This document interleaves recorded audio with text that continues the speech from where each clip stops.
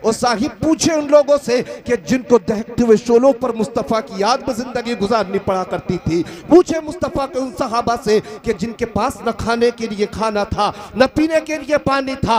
आज मुझे और आपको तो कोई मस्जिदों तक जाने से नहीं रोकता है, लेकिन पढ़ करके देखे मुस्तफ़ा के सहाबा की तारीख। ये मुस्तफ़ा के वो मुक़द्दस सहाबी थे साहिब, आज तो कोई मस्जिदों तक जाने से नहीं रोक सकता, लेकिन आप पढ़े मुस्तफ़ा के सहाबा के गुलामों की जिंदगी, मजहब इस्लाम के इब्तिदाई दौर की तारीख पढ़ करके देखे। मुस्तफ़ा के सहाबा अगर सरकार से मुलाकात के लिए जाते, छुप छुप करके जाया करते, खामोशी से जाते। अगर कुफारे मक्का किसी सहाबी को देख लेते कि मुस्तफ़ा के दीदार के लिए जा रहा है, पकड़ करके अज़ियतों में मुब्तला करना शुरू कर दिया।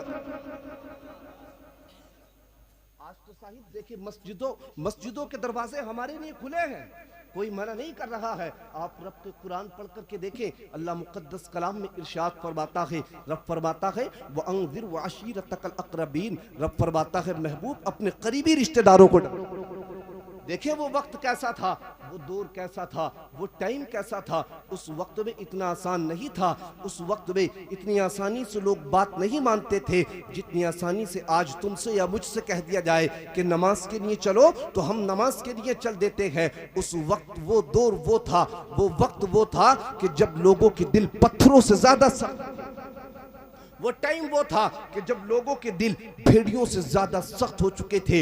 उस वक्त में लोगों के दिल पत्थरों से ज्यादा सख्त थे। भाई भाई को सताता, बाप बेटे को सताता, माँ को लोग सताते। हत्ता के तारीखों में तो यहाँ तक पड़ा, अगर किसी की दाढ़ी के बाल सफेद हो जाते, अगर कोई बूढ़ा हो जाता, अगर कोई ज़ईफ हो जाता, किसी का बाप कमजोर हो जाता, तो उसी का जवां बेटा अपने सगे बाप की दाढ़ी को पकड़ करके बाजारों में घसीट करके बेच दिया करता। और लोगों वो तो पैगंबर इस्लाम दुनिया में तशरीफ लेकर के आए और अल्लाह के पैगंबर ने आकर के जहां वालों को बताया, कहा नादान हो तुम जिस बाप को तुम सता रहे हो। अगर ये बाप जिसको तुम बुढ़ापे की वजह से नहूसत समझते हो, ये बाप कोई नहूसत नहीं है, बल्कि अल्लाह ने इस बाप की जिंदगी में इतनी ताकतें अता फरमा दी है कि आका फरमाते हैं आप अगर जिसका बाप राजी होगा उसी से उसी का खुदा राजी होगा। सुभान अल्लाह। नारे तकबीर, नारे रिसालत, मसलके आला हजरत,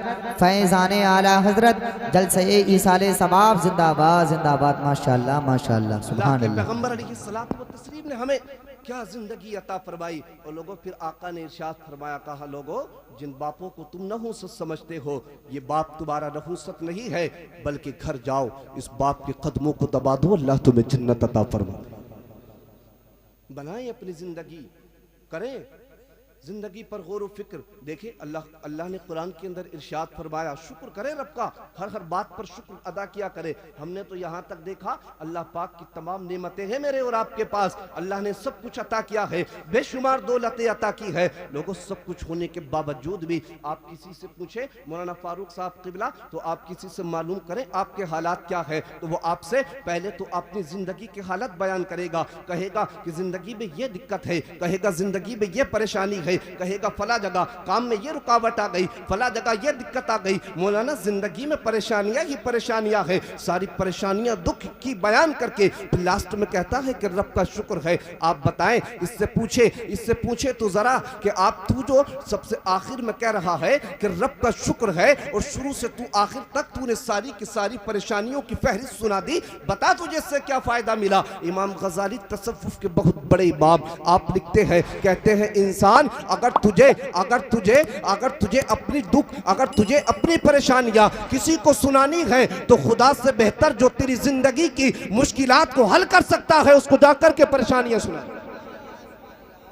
अगर कोई खुदा से बेहतर तुम्हारी जिंदगी के परेशानियां दूर कर सकता है तो उसको जाकर के सुना दो। साहिब हमने तो खुद देखा अपनी जिंदगी में, हमने तो लोगों के ऐसे ऐसे हालात देखे। आप देखे न जाने कितने मस्जिद के दरवाजों पर बैठेंगे और वहीं पर बग्गी बाग खेलेंगे, या कोई होटल में बैठेगा वहीं पर चाय में चुस्की लगागा और चाय में चुस्की लगाकर बग्गी बाग खेलते हैं। और कहीं बैठ करके चौराहों पर गिबतों में मशगूल होंगे और बैठ करके बड़े बड़े जुमले इस्तेमाल करते हैं। कोई कहता दीन पर चलना मुश्किल हो गया, कोई कहता मौलाना दीन पर चलना बड़ा मुश्किल है, कोई कहता सर्दी में नमाज पढ़ना मुश्किल है, कोई कहता आज के वक्त में दीन पर चलना तो अंगारों पर चलने की तरह है। अब बता तो सही, ये दीन पर चलना ये तुम्हारे लिए मुश्किल है, ये मेरे लिए मुश्किल है। ये बेहतरीन बैंक बैलेंस होने के बाद ये बेहतरीन गाड़ियां तेरे मेरे पास है, ये तमाम के तमाम प्रॉपर्टी सब के सब मौजूद है, उसके बाद में बता मेरे लिए मुश्किल है या तुम्हारे लिए मुश्किल है, या उस वक्त मुश्किल था कि जब बिलाल हबशी पर कोड़े बरसाए जा रहे थे।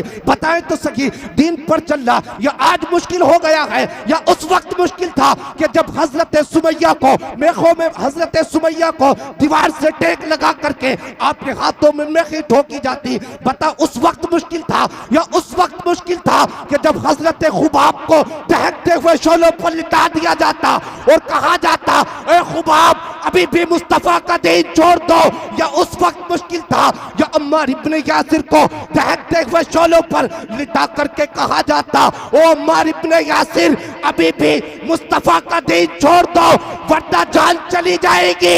उस वक्त अम्मार इब्ने यासिर जालिमों की आंख में आंख डाल करके एक जुमला फरमाते और कहते कुफ्फारे मक्का सुनो तो जरा, तुम अम्मार इब्ने यासिर के जिस्म के अंदर से जान तो निकाल सकते हो लेकिन मुस्तफा का दिया हुआ ईमान नहीं निकाल सकते।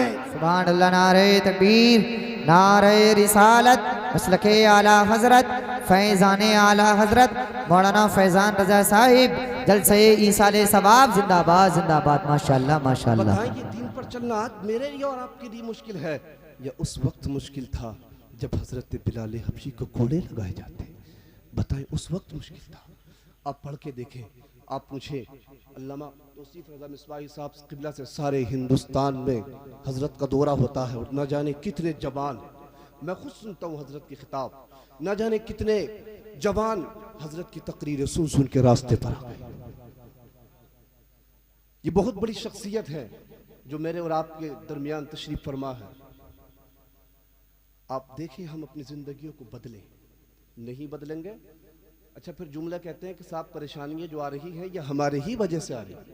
ये बेशक हक है, लेकिन बताएं तो सही, ये परेशानियां जो आ रही है मेरे आपकी वजह से ही आ रही है। क्या आसमान से फरिश्ते आएंगे तुम्हें और मुझे ठीक करने के लिए? आसमान से फरिश्ते आएंगे कि नहीं अब आपके हालात बदल गए। अल्लाह कुरान में इरशाद फरमाता है जब तक जो कौम अपने हालात नहीं बदलती है अल्लाह भी उसके हालातों को नहीं बदलता, अल्लाह पाक भी उसके हालात को नहीं बदलता। जब तक जो कौम अपने हालात को नहीं बदलती। आप देखें मेरे और आपके पास, मैं और आपकी जिंदगी को क्या समझते हैं? ये कागज के टुकड़े हैं मेरे और आपके पास। इन कागज के टुकड़ों पर हम समझते हैं कि साहब इससे सारी दुनिया हम पता कर लेंगे। आप पूछिए इन उलमा से, मेरी और आपकी जिंदगी 50 से 60 साल 70 साल, ज्यादा कोई पहुंचे तो लास्ट से 80 से 100 साल खत्म, लास्ट में मिलेंगे वो भी कहीं सब में छानोगे तो 100 साल तक कोई। तुम्हारी मेरी जिंदगी लास्ट इतनी है। और देखें आप जिंदगी का मुहासबा करें और पढ़ें तारीख़ कुरान अज़ीम की तफसीर पढ़ करके देखें। आपके मेरी औलाद 12 से 15 साल में हद्द बुलूगत को पहुंचती है, तब मैं और आप इतने फटते हैं।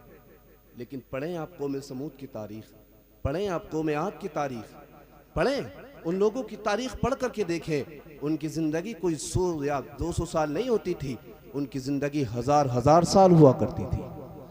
उनकी ज़िंदगी 1-1 हज़ार साल की होती थी। तुम्हारी मेरी औलाद तो आज 15 से 12 साल में हद्द बुलूगत को पहुंचती है, उनकी औलादें 400 साल में हद्द बुलूगत को पहुंचती थी।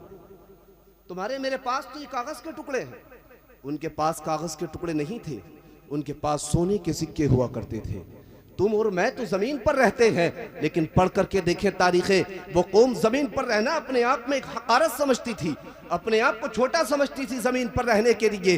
वो कौम पहाड़, अल्लाह ने उस कौम को इतनी ताकत अता फरमाई कि वो कौम पहाड़ों के सीने चीर करके अपने घरों को बना लिया करती थी। लेकिन पढ़ करके देखें तारीखें, जिस कौम ने जुल्म किए, कभी किसी कौम ने जब जुल्म किए, जब कौमों ने अल्लाह की नाफरमानियां करना शुरू की, तो पढ़ करके देखें तारीख, पढ़ करके देखें कुरान अज़ीम की तफसीर। अल्लाह पाक ने किसी कौम को बंदर बना दिया, किसी कौम के ऊपर तूफान आ गई, किसी कौम के ऊपर पत्थरों की बारिश कर दी गई, किसी कौम के ऊपर आंधियां आ गई, किसी कौम को चीख से खत्म कर दिया गया, किसी कौम को मच्छरों से बर्बाद कर दिया गया। अब बताएं तुम्हारी मेरी क्या हैसियत है? आप कहेंगे मौलाना फिर हमारी जिंदगी में क्यों परेशानियां नहीं आती, फिर हम पर अजाब क्यों नहीं आ रहे हैं? हाँ बचे गए, आ तो तुम्हारे और मेरे ऊपर भी अजाब जाते, कब के तुम और मैं भी पिस करके खत्म हो जाते। न जाने कितने गुनाह जो पिछली उम्मतों में थे आज तुम्हारे मेरे अंदर दरमियान मौजूद है। लेकिन रब कुरान में इरशाद फरमाता है, रब फरमाता है वमा कान अल्लाहु लियुअज़्ज़िबहुम व अंत फीहिम, फरमाता है महबूब ये उम्मत भी कब की बर्बाद हो जाती, ये तो तेरे कदमों का सदका है जो अब तक बचे हुए हैं। वो किसी ने कहा था उनकी रहमत जो ना हो गर्दर मियां में आग लग जाए अभी सारे जहां। ये तो मुस्तफा के कदमों की बरकतें हैं जो अब तक बचे हुए हैं। लेकिन ऐसे अमाल नहीं है हमारे, हम तो न जाने कहां हमारी जिंदगी जो गुजर रही है वो दूसरों की ग़ीबतों में गुजर रही है। हमें इससे बचना है, हमें इससे अपने आप को निकालना है, हमें अपने आप को बचा करके चलना है। नहीं मत बनो छोटी सोच के, ये बहुत सबसे छोटी हरकत है इंसान की, किसी की ग़ीबत करना। ये सबसे छोटी सोच है किसी की बुराई करना।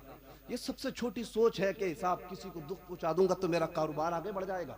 नहीं, तुम्हारा मजहब ये नहीं कहता, तुम्हारा इस्लाम तुम्हें सपोर्ट करता, तुम्हारा मजहब तुम्हें पावर देता, तुम्हारा दीन तुम्हारी सब हिमायत में खड़ा होता है। तुम्हारा मजहब ये नहीं कहता किसी की टांग पकड़ के नीचे खींचो। तुम्हारा मजहब तो ये कहता है अगर कोई भाई परेशान है उसको खड़ा करके सीने से लगा ले, अल्लाह तेरे काम में भी बरकत अता फरमाए। तुम्हारा दीन तो ये कहता है। और फिर तुम्हारा दीन ये कहता है कि तू किसी की मदद करेगा। आता है बुखारी शरीफ की हदीस पाक है, एक सहाबी रसूल आए, अर्ज के आका सबसे अच्छा इस्लाम क्या? आका फरमाते हैं भूखों को खाना खिलाना। तो कोई परेशान है उसे उठा करके सीने से लगाएं, कारोबार में सेट करें उसे, अल्लाह आपके भी काम में बरकतें अता फरमाए।